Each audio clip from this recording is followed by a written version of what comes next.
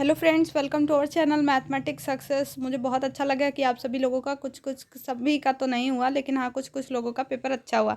जैसे गरिमा का पेपर अच्छा हुआ, इन्होंने बताया, सुमित पाल ने बताया सही गया। ये अच्छा नहीं हुआ, इन्होंने बताया है, हमने कहा क्यों नहीं हुआ, तो इन्होंने बोला कि मैम एक दिन पहले पढ़ा था इसलिए नहीं हुआ। तो भाई एक दिन पढ़ने से पहले कहाँ से हो जाएगा। दीपक का पेपर अच्छा हुआ। शिवम शुक्ला ने भी बताया मैम बढ़िया हुआ। ये कोई गेमर है, इन्होंने भी कहा है कि मैम केमिस्ट्री का पेपर पढ़ा दीजिए। ठीक है, केमिस्ट्री का तो पढ़ाएंगे ही। ये रागिनी ने बताया है कुछ गलत हो गए हैं, तो शायद इनको कंफर्म नहीं है।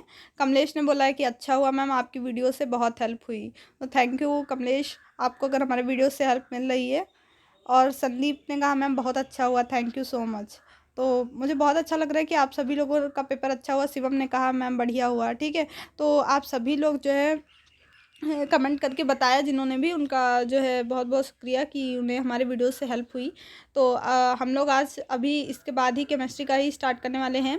अभी 2019 का हम लोग इसी वीडियो में देखेंगे पूरा पेपर क्या हुआ कैसे।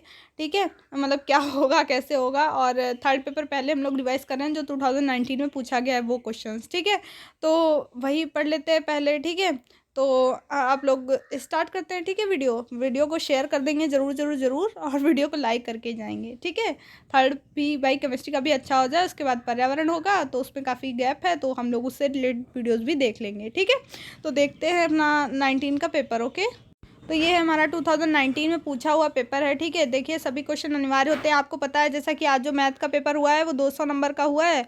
100 नंबर के चक्कर में मत रहिएगा, 200 नंबर का पेपर हुआ है आप लोगों का। जैसे पहले होता था, पहले भी 200 नंबर का ही होता था। थर्ड ईयर में 300 नंबर का होता है। यहाँ जो 75-65 का जो रेशियो था वही रहा है। ठीक है, 200 नंबर का पेपर था आप लोगों का। हर एक में पेपर वाइज नंबर मिलेंगे आप लोगों को, मतलब 25-25 जैसे करके आए होंगे सही उतने उतने। ठीक है, तो यहाँ पे हमारा जो पहला क्वेश्चन है, जब साम्य निकाय बर्फ से जल पर दाब लगाते हैं तो क्या होगा। जब साम्य निकाय बर्फ जो है बर्फ से क्या होता है, जल में चेंज हो जाएगी। ठीक है, तो और अधिक जल बनेगा। ठीक है, जल ज़्यादा बनेगा। देखिए बर्फ़ जो होती है, बर्फ़ क्या होती है, बर्फ़ कम आयतन लेती है, कम में हो जाती है। जब उसी को बर्फ़ का घनत्व क्या होता है, घनत्व तो इसका ज़्यादा होगा या कम होगा। बर्फ़ तैरती है ना पानी पे, तो इसीलिए। ठीक है, बर्फ जो है जल में चेंज करेंगे तो और अधिक जल बनेगा। अगला है हेनरी का नियम किस गैस पर लागू नहीं होता है। तो एच का मतलब हीलियम पर लागू नहीं होता है। ठीक है, अगला क्वेश्चन है कौन सा प्रबल वैद्युत अपघट्य नहीं है। तो CH3COOH मतलब एसिटिक एसिड हमारा प्रबल वैद्युत अपघट्य नहीं है। तो अगला पूछा गया है हेम वोल्टेज फलन ए होता है तो क्या होता है, E-TS होता है। ठीक है, अगला व्युत्क्रमण ताप, ये व्युत्क्रमण ताप ये सब बिल्कुल अच्छे से पढ़ के जाएंगे, इससे जरूर क्वेश्चन आते हैं। जैसे कि आज हमने ऑर्डर और जो जो मतलब डिस्कस किया था उससे रिलेटेड लगभग सेकंड थर्ड पेपर सब कुछ आ गया उसी में। तो फर्स्ट का थोड़ा सा अलजेब्रा हम लोग ज़्यादा डिस्कस भी नहीं कर पाए थे, जितना किया था अगर उतना भी पढ़ा होगा तो कुछ क्वेश्चन तो कर ही लिए होंगे। अगला है 25 डिग्री सेंटीग्रेड पर और 1 ATM पर बेंजोइक अम्ल की दहन ऊर्जा -2546 किलो जूल मोल इनवर्स है। डेल्टा ई की वैल्यू बतानी है। आज हम लोग शाम को 6 बजे मिल रहे हैं, आप लोगों को पता है ना, टेलीग्राम चैनल पे। तो वहाँ पे आप आ जाइएगा 6 बजे ऑनलाइन, हम लोग कुछ बातें करेंगे वहाँ पे। हम आपको बताना भूल गए, 10-15 मिनट बस बात ही करेंगे। ठीक है, ज़्यादा नहीं, क्योंकि आप लोगों का केमिस्ट्री का भी पेपर है, तो उससे रिलेटेड अगर कुछ आपसे हमसे बात करनी हो तो आप उस पर आ जाइएगा टेलीग्राम पे ऑनलाइन 6 बजे। ठीक है, बाकी लोगों को भी बता दीजिएगा तो जिसको कोई दिक्कत हो तो पूछ सकता है। ठीक है, अगला है विद्युत रासायनिक सेल में इलेक्ट्रॉन का बहाव होता है। तो ऑप्शन डी राइट है, आंतरिक आपूर्ति द्वारा एनोड से कैथोड की ओर। देखिए हमारा क्या होता है, एनोड मीन्स एनायन, एनोड की तरफ एनायन जाएगा, कैथोड मीन्स कैटायन जाएगा। कैथोड पे प्लस जाएगा, एनोड पे माइनस जाएगा, मतलब कैथोड पे निगेटिव होता है और एनोड पे पॉजिटिव चार्ज पहले से होता है। तो जो निगेटिव होता है उसके पास पॉजिटिव जाता है। Cathode means C for cathode, C for cation, cation होता है plus. A for anode, A for anion, मतलब एनोड के पास एनायन जाएगा, कैथोड के पास कैटायन जाएगा। ठीक है, तो आगे देखते हैं। इसकी आपूर्ति जो होगी एनोड से कैथोड की ओर होती है। ठीक है, अगली अभिक्रिया दी हुई है PCl3 पर Cl2 changing into PCl5 250 degree centigrade पर Kc का मान 26 है तो Kp का मान, तो ये निकालना आप लोग देख लेंगे। ये ऑप्शन डी राइट है, 0.61। अगला है वितरण नियम लागू होता है। तो हैबर विधि द्वारा अमोनिया के उत्पादन में ये जो है लागू होता है। ठीक है, वितरण नियम। अगला क्वेश्चन है, देखते हैं। स्थिर कौतिक मिश्रण दो आयनिक ठोसों का मिश्रण होगा या स्थिर क्वथनांकों का मिश्रण होगा। भाई स्थिर क्वथी नाम ही है उसका, तो दो स्थिर स्थिर क्वथनांकों का मिश्रण है और इसी से इसका नाम पड़ा है क्या, स्थिर क्वथी मिश्रण। अगला जो क्वेश्चन है, ऊष्माक्षेपी अभिक्रिया वह है जिसमें अभिकारक पदार्थों की ऊर्जा उत्पादों से अधिक होती है। ठीक है, अभिकारक पदार्थों की ऊर्जा जो है वो उत्पादों से अधिक होती है। ऊष्माक्षेपी होती है, एक ऊष्माशोषी होती है। छोपी जो ऊष्माक्षेपी होती है जिसमें ऊर्जा निकलती है, ठीक है, और ऊष्माशोषी होती है उसमें ऊर्जा लगती है और मतलब अपनी तरफ से देनी पड़ेगी। तो ऊष्माक्षेपी अपक्रिया में क्या होगा, ऊर्जा भाई उत्पाद से ज़्यादा बनेगी तभी तो निकलेगी बाहर, और जब कम बनेगी तो वो ऊष्माशोषी होगी। ठीक है, अगला क्वेश्चन है, जब एक प्रबल अम्ल प्रबल क्षार से अनुमापित किया जाता है तो अंत बिंदु होगा, तो निम्नतम चालकता पर होगा। ठीक है, जब प्रबल अम्ल प्रबल क्षार से अनुमापित किया जाए तब दिए गए ताप और समान सांद्रता पर अग्र अभिक्रिया की दर पश्च अभिक्रिया की दर के 2 गुना है, तो के साम्यावस्था होगी। तो साम्यावस्था क्या होगी, जो बोला है पश्च अभिक्रिया की दर 2 गुनी है, तो साम्य पूछा है तो 2.0 आएगा। ठीक है, मतलब 2। ओस्टवाल्ड तन्यता का नियम मोस्ट इंपॉर्टेंट 2019 में पूछा गया, आपके पेपर में भी पूछ लिया जाए तो ओस्टवाल्ड के तन्यता का नियम क्या होता है, K equal to alpha square upon 1 minus alpha into V. ठीक है, क्या होता है, K equal to alpha square upon 1 minus alpha into V. अगला है, विद्युत अपघट्य के धनायन और ऋणायन के अभिगमांकों का योग कितना होता है। तो किसी के भी जो विद्युत अपघट्य होगा उसके प्लस और माइनस के जो अभिगमांक होंगे तो उनकी जो वैल्यू होगी उनका टोटल होगा +1 होगा। ठीक है, अगला क्वेश्चन पूछा गया है, कौन सा ऊष्मागतिकी के दूसरे नियम के लिए असत्य है। देखिए, ऊष्मागतिकी का पहला नियम, दूसरा नियम, तीसरा नियम सभी नियम पढ़ के जाएंगे। फर्स्ट ईयर में आप लोगों ने फिजिक्स में पढ़ा भी होगा। ठीक है, तो ये जो है, ये जो ऑप्शन ए है delta S total greater than 0, ये गलत है। ठीक है, उपरोक्त सभी मत लगा दीजिएगा, वहाँ उपरोक्त सभी दिखे तो वही लगने लगता है कि यही सही होगा। ठीक है, तो ये नहीं सही है, सभी गलत नहीं है। यहाँ पूछा है गलत, गलत पूछा है, असत्य लिखा है, वहाँ सत्य मत ढूंढिएगा कि हाँ ये भी सही, ये भी सही, सब सही हो गए। ठीक, अगला जो है T1 और T2 निम्न और उच्चताप हैं तो कार्नो इंजन की दक्षता। देखिए बिल्कुल फर्स्ट ईयर वाली सारी फिजिक्स है कि नहीं, equal to T2 minus T1 upon T2, ये आंसर हो गया। ठीक है, T2 माइनस T1 अपॉन में T2 है, T1 माइनस T2 नहीं है, T2 माइनस T1 है। ठीक है, साम्यावस्था पर किसी उत्क्रमणीय अभिक्रिया के लिए क्या होगा, अग्र और पश्च अभिक्रिया की दर बराबर होती हैं। अगला है, बफर विलयन को तनु करने पर उसका पीएच वैल्यू कितना होता है। बफर विलयन को अगर तनु किया जाए, डाइल्यूट किया जाए तो उसकी वैल्यू चेंज नहीं होती है, परिवर्तित रहता है। अगला है, धनायन और ऋणायन ले जाने वाले कुल विद्युत धारा का प्रभाव क्या कहलाता है, अभिगमनांक। ठीक है, अभी पढ़ा था अभिगमनांक क्या होता है, तो अभिगमनांक जो अंक होता है वो धनायन और ऋणायन द्वारा ले जाने वाला कुल विद्युत धारा का प्रभाव होता है। जो भी आपके पेपर्स हुए हैं सबके सोल्यूशन आपको मिलेंगे, बस पेपर हो जाएं उसके बाद मेरे पास टाइम आ जाएगा। और मतलब अभी तो आप लोगों को पढ़ाना होता है ना, केमिस्ट्री पढ़ा दें कि केमिस्ट्री का पेपर आ रहा है, मैथ का पढ़ा दें। ठीक है, तो आपको फुल सोल्यूशन के साथ 2-4 दिन में वीडियोस आ जाएंगे, आप उससे अपना देख लेंगे कि आपने कितना किया, सही है या गलत। ठीक है, तो उससे मिला लीजिएगा। सेल जिनके एनोड धनायन और धनात्मक और कैथोड ऋणात्मक होते हैं क्या कहलाता है, तो इलेक्ट्रॉनिक सेल कहलाता है। जब एक अवाष्पशील विलेय किसी विलायक में मिलाया जाता है तो इसका हिमांक क्या है, घटता है। देखिए, आप हमसे जुड़े रहेंगे तो आपको थर्ड ईयर में भी बहुत ही कुछ देखने को मिलेगा, तो अभी अगर लेट कर दिया है तो अगली बार लेट ना हो, इसके लिए आप हमसे जो है जुड़े रहिएगा, तो आपको जो भी कुछ हो पाएगा हमसे वो करा जाएगा। ठीक है, अगला है, यहाँ पे जब एक अवाष्पशील विलेय किसी विलायक में मिलाया जाता है तो हिमांक घटता है। ठीक है, गतिशील सीमा विधि HCl में H+ आयन का अभिगमांक तो 0.82 पाया गया, तो Cl माइनस आयन का अभिगमांक क्या होगा, 1.25 होगा। अगला है, 0.001 NaOH को pH मान होगा, क्या होगा, तो 11 होगा। ठीक है, हेनरी का गणितीय सूत्र क्या होता है, P बराबर Km होता है। अगला है, सक्रिय द्रव्यमान के नियमानुसार अभिक्रिया 2A + B चेंजिंग इनटू उत्पाद मतलब प्रोडक्ट के लिए कौन सा समीकरण सही है, तो रेट क्या हो जाएगी। देखिए, ये ऐसे निकालते हैं, बहुत इजी सा है। यहाँ ए है तो ए के ऊपर 2 लगा दिए, ठीक है, बी है तो बी लिख दिया। अब यहाँ जितना यहाँ पे इसके साथ अगर इसके साथ भी 2 होता तो बी के पास भी ऊपर 2 होता। ठीक है, इस टाइप से होता है, तो ऑप्शन ए राइट है। अगला है, इस टाइप का आपके पेपर में भी एक क्वेश्चन आएगा तो इसको भूलेंगे नहीं। ठीक है, N2O2 और CO2 तीनों गैस का मिश्रण क्या है, एक प्रावस्था निकाय होता है। देखिए, कई बार वीडियो देख लीजिएगा, कल ही भर का टाइम है, जो पढ़ पाएंगे वो पढ़ पाएंगे। थोड़ा सा बैठिए, शाम को 1 घंटे में सारी वीडियो ख़त्म। ठीक, मतलब 1 घंटे की तो वीडियो ही नहीं होती, जितनी होंगी वो सब ख़त्म हो जाएंगी 1 घंटे में। तो आप सब देख लीजिएगा। एसिटिक अम्ल के डेसी नॉर्मल एवं अनंत तन्यता के विलयन की 298 के पर तुल्यांक चालकता 80 और 44 होम इनवर्स है, तो एसिटिक अम्ल का परसेंट वियोजन पूछा है तो 50% होगा। अगला है, एक उत्क्रमणीय अभिक्रिया के लिए यदि अभिकारकों की सांद्रता को दोगुना कर दिया जाए तो साम्य नियतांक होगा 1/4 होगा। ठीक है। अगला है, निम्न में से किस विलयन का पीएच मान 10 होगा, तो 10⁻⁻4 का जो पीएच मान होता है वो 10 होता है। अगला है, कौन सा एक अणुसंख्यक गुण है, तो परासरण दाब जो है वो एक अणुसंख्यक गुण को प्रदर्शित करता है। अगला है, समतापी प्रक्रम के लिए काले फलन में पूर्ण परिवर्तन का सूत्र क्या होता है। ये जो जितने भी सूत्र है ना बिल्कुल रट के जाएंगे। डेल्टा ए और ये जो टी लिखा है टेम्परेचर है इक्वल टू -nRT, ये log V2/V1। ठीक है। जो IN लिखा है ये log है, log V2/V1, V1/V2 नहीं, V2/V1 है, -nRT V2/V1। ठीक है। अगला है, पोटेशियम आयोडाइड जल निकाय का प्रावस्था चित्र दिया गया है, चित्र में कायोहाइड्रिक बिंदु ज्ञात करना है। ठीक है। तो जो सी है ये यहाँ पे ये है क्या, कायोहाइड्रिक बिंदु है, पॉइंट है। ठीक है।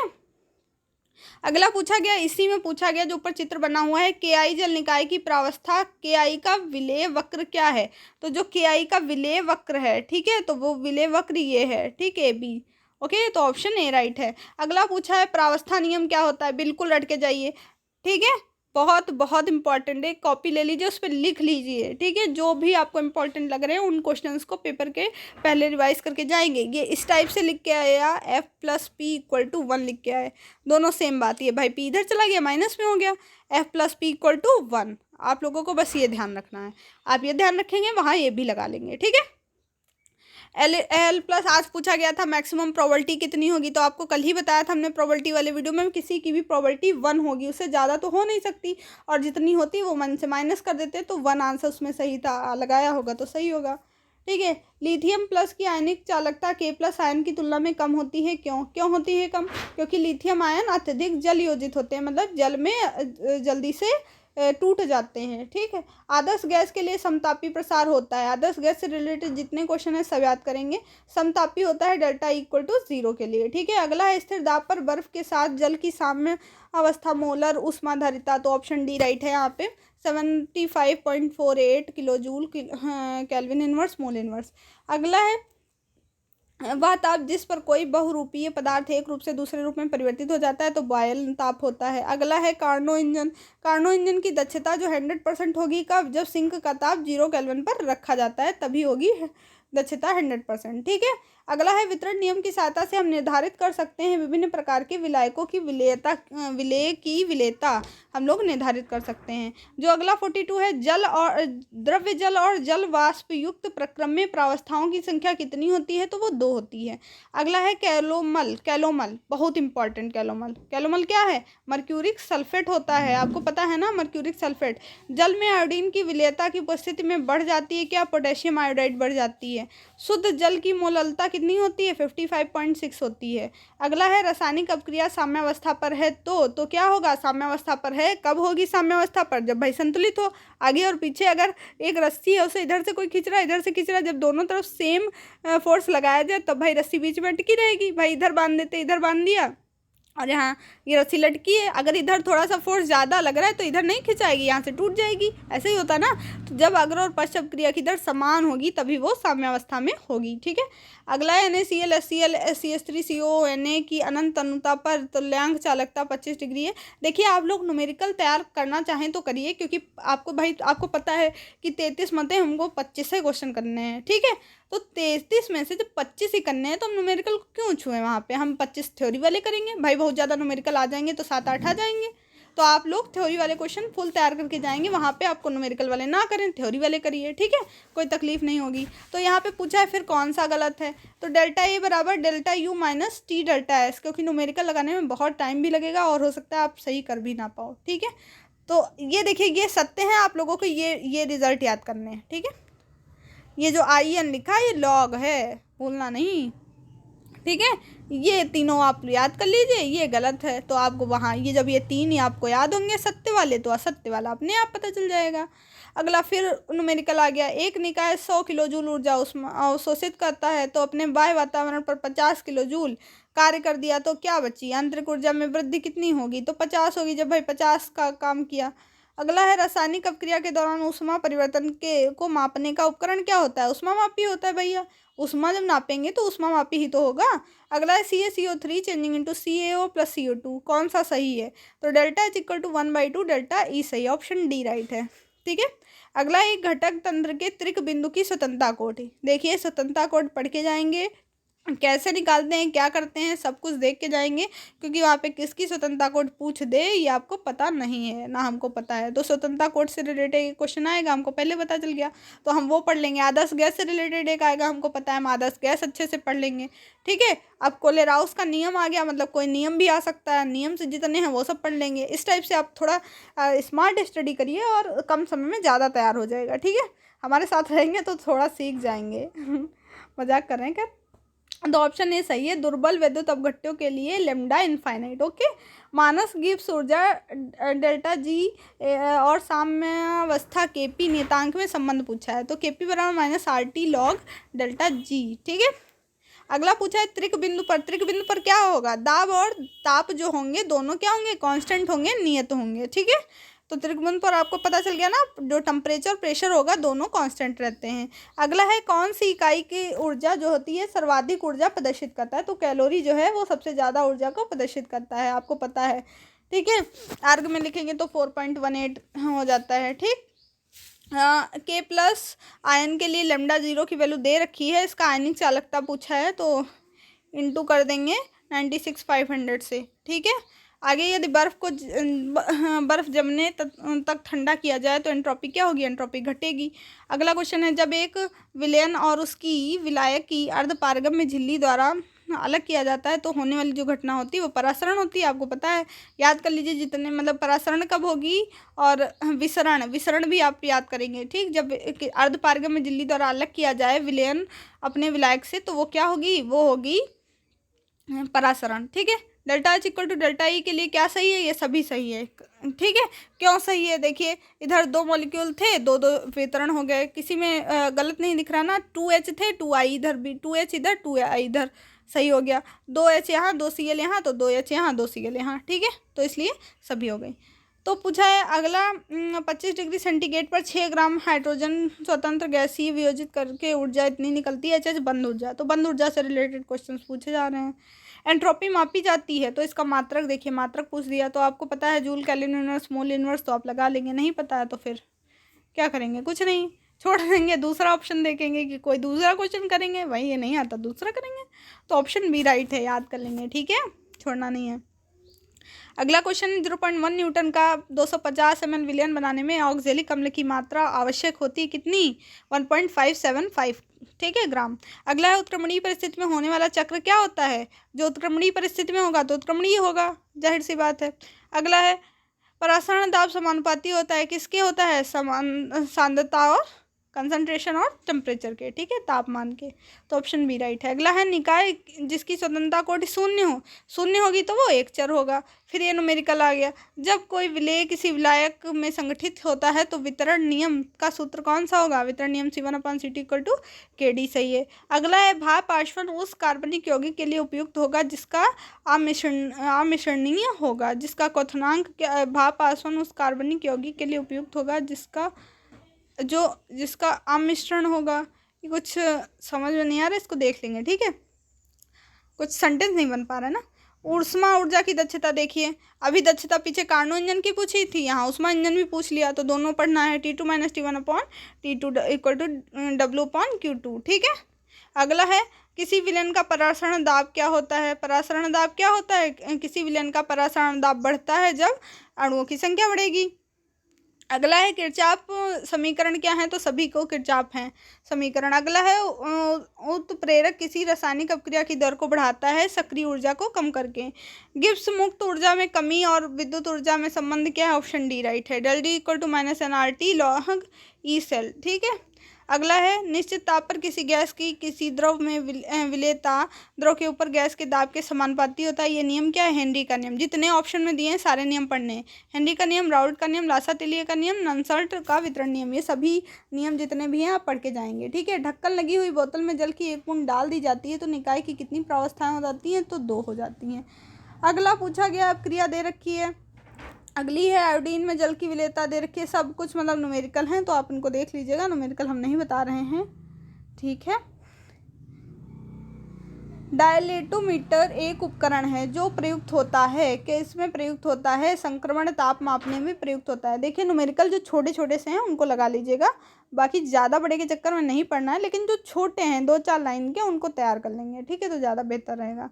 प्रावस्था नियम क्या है? देखिए प्रावस्था नियम से कितने क्वेश्चन पूछे गए। ठीक है, अगली बारी हेनरी के नियम की और राउल्ट के नियम की है तो उनको भूलेंगे नहीं।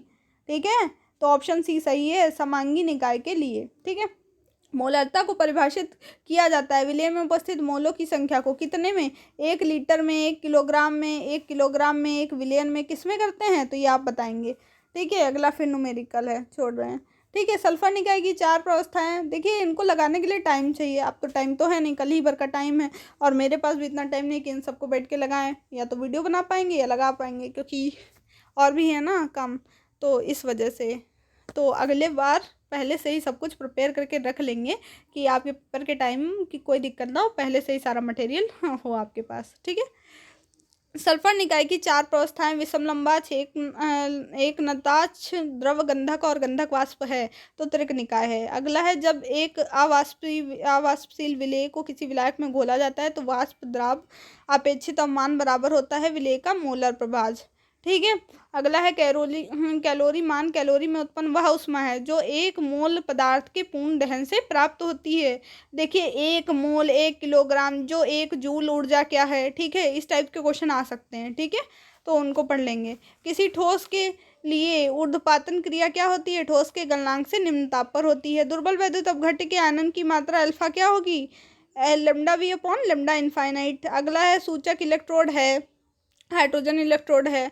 अगला है वह प्रक्रम जिसमें ऊष्मा का परिवर्तन नहीं होता है क्या कहलाता है? रुद्रोष्म प्रक्रम कहलाता है। यदि Hg(I2) की Ki के जलीय विलयन से क्रिया कराई जाए तो हिमांक में चेंज नहीं होगा। ठीक है, ऑप्शन ए राइट है।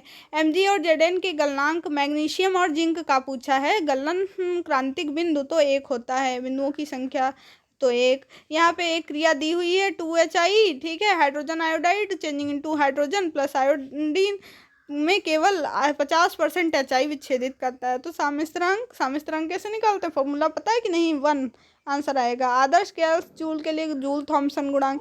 भैया पूरी फिजिक्स रखी है इसमें, पूरी फिजिक्स, तो आपको अगर याद है तो कर लेंगे। विशिष्ट चालकता और विशिष्ट प्रतिरोध में संबंध Kv प्रोपोर्शनल टू 1/ρ। लोहे के जंग लगने से रोकने के लिए उत्तम उपाय क्या है? आयरन कैथोड लगाकर। ठीक है, नमी में रखेंगे तो और लगेगा। ठीक, खारे पानी में रखेंगे तो और लगेगी उसमें जंग, तो ऑप्शन सी सही है। ठीक है, आयरन कैथोड बनाकर। अगला जो दिया हुआ है अपचयन विभव दिए हुए हैं तो पूछा है अपचयन शक्ति का सही क्रम बताइए। तो जिसकी अपचयन जिसका मतलब जितना ज़्यादा, देखिए जितना अपचयन क्या है, अपचयन माइनस वाला ये सबसे बड़ा, फिर उससे बड़ा माइनस में, क्योंकि अपचयन विभव पूछा है ना, तो अपचयन शक्ति का ही अपचयन ये सबसे ज़्यादा करेगा, ये उससे कम, ये उससे कम, तो वही क्रम लिखा है, ऑप्शन ए सही है। यहाँ भी दिया है 490 डिग्री सेंटीग्रेड पर, केवल फॉर्मूले में वैल्यू रख के निकालना है। ठीक है, सिंपल से क्वेश्चन। तो हम लोगों ने 2019 का पूरा पेपर यहाँ पे डिस्कस कर लिया। इसके आगे को क्वेश्चन हम अगले वीडियोस में डिस्कस करेंगे और आपको ये पूरा PDF शाम तक टेलीग्राम पे मिल जाएगा। तो 6 बजे शाम को ज़रूर आएंगे, ज़रूर टेलीग्राम पे। ठीक है, हम लोग आपको वहाँ पे ज्वाइन बटन दिखेगा, आप उस पर क्लिक करेंगे और हम लोग जुड़ जाएंगे चैट से और हम आपको अलाउ कर देंगे और आप बोल पाएंगे जो भी क्वेश्चंस करने हो। ठीक है, thank you for watching this video. जय हिंद, जय भारत।